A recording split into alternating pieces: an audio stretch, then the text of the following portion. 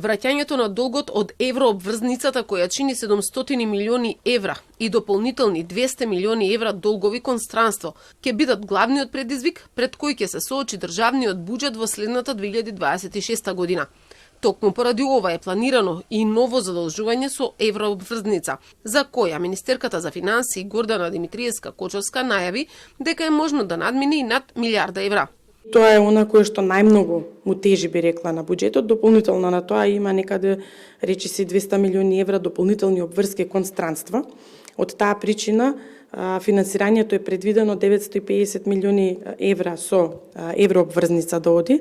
Дополнително може би тој дел и износ ќе се зголеми затоа што уште и 350 милиони евра дополнително се предвидени странско задолжување и уште 400 милиони евра на домашниот пазар. Значи, правиме некоја комбинација помеѓу странското и домашното задолжување за да не ги оптеретуваме нели банките во земјава да можат повеќе да финансираат приватен сектор, да кажем. Инаку владата денеска го усвои предлог буџетот за следната година, во кој се предвидени 6,7 милиарди евра расходи, а 6,1 милиарди евра приходи. Економскиот пораст е проектиран на 3,8%, инфлацијата на 2,5%, а буџетскиот дефицит на 3,5% од БДП. Најголем дел од парите ќе бидат потрошени за инфраструктурни проекти, како што се оние кои ги реализираат Бехтел и Енка, за одбраната, но и за плати и пензии, вели Димитриевска-Кочовска. Намалување е забележано кај капиталните инвестиции, што според министерката е доказ дека е проектиран реален буџет.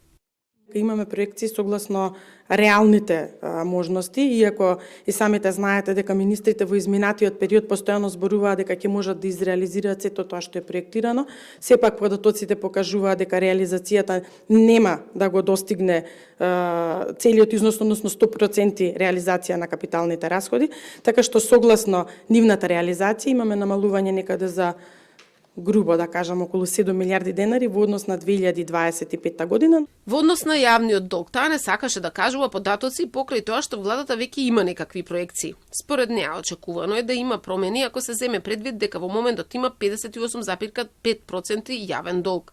Димитриевска-Кочовска истакна дека Министерството за финансии проекциите за 2026 година ги базирало на предлог буџетските барања од буџетските корисници и раководејќи се од принципите на реалност, економичност и ефективност, а очекува со него да се намали и сивата економија.